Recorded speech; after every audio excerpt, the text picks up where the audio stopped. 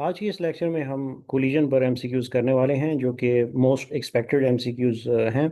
आइए स्टार्ट करते हैं।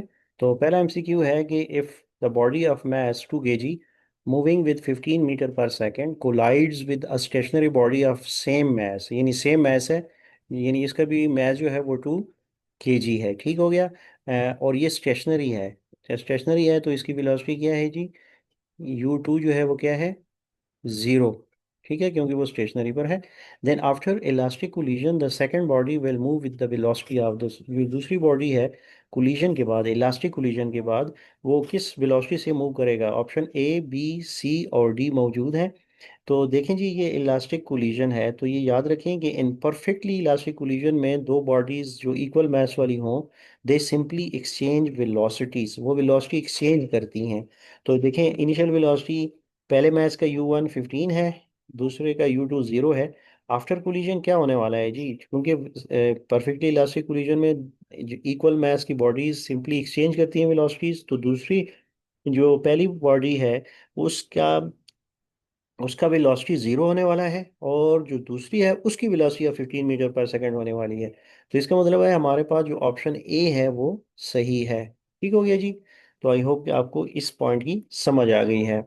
आइए अब चलते हैं दूसरे एमसीक्यूज की तरफ। तो दूसरा जो हमारा एमसीक्यू है वो है कि as the rocket moves upward during its job its acceleration goes on.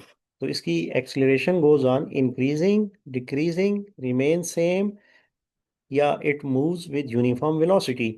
तो देखिए जी, thrust provided by the rocket engines is nearly constant. Rocket engine जो थ्रस्ट दे रहा होता है वो नियरली कांस्टेंट होता है। As the rocket burns fuel, जब रॉकेट फ्यूल बर्न्स करता है, इट्स मास डिक्रीज, उसका मास डिक्रीज हो रहा होता है।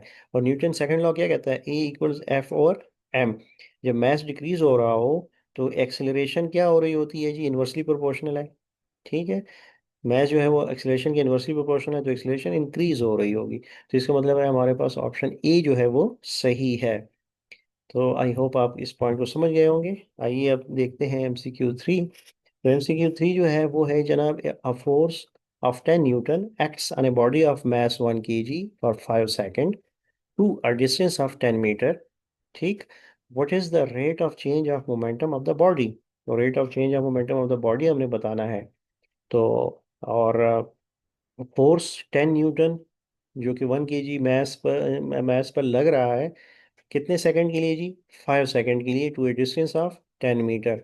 तो देखें जी, फ्रॉम न्यूटन सेकंड लॉ जो है उसके मुताबिक rate of change of momentum क्या होता है? Force applied. तो इसका मतलब ये हुआ कि देखें, यहाँ पे फोर्स लिखा गया है और यहाँ पे लिखा गया है, पूछा जा रहा है rate of change of momentum. तो इस डेफिनेशन के मुताबिक इसको अगर हम मैथमेटिकली लिख लें तो ये बनता है F equals D P divide by D T. ठीक हो गया। तो देखें जी, force equals rate of change of momentum, तो मीन्स के जितना फोर्स लग रहा है उतना ही मोमेंटम होगा। तो आंसर क्या हो गया जी? 10 न्यूटन। तो ये भी बड़ा ज़बरदस्त किस्म का एमसीक्यू है, ये आप याद रखिएगा। अच्छा, तो नेक्स्ट पे चलते हैं। MCQ 4 है हमारे पास। In the absence of external force the change in momentum is. देखें जी, external force, in the absence of external force के चेंज इन मोमेंटम क्या होता है? तो ये एक्चुअली डेफिनेशन हमारी बनती है law of conservation of momentum की। उसके मुताबिक क्या डेफिनेशन है? If no external force acts on a system the total momentum remains constant. तो क्या मतलब, जब टोटल मोमेंटम रिमेन्स कांस्टेंट होगा तो उसमें चेंज क्या होगा? जीरो होगा। ठीक है, मोमेंटम कांस्टेंट है, कांस्टेंट में जो चेंज होता है, जो चीज़ कांस्टेंट होती है उसमें चेंज नहीं होता, बल्कि उसमें जो चेंज होगा वो जैसे जीरो हम कंसीडर करते हैं, जो कि होता है मैथमेटिकली भी। तो चेंज इन मोमेंटम हो गया ऑप्शन ए, जीरो। तो आई होप आपको इसकी समझ आ गई हो।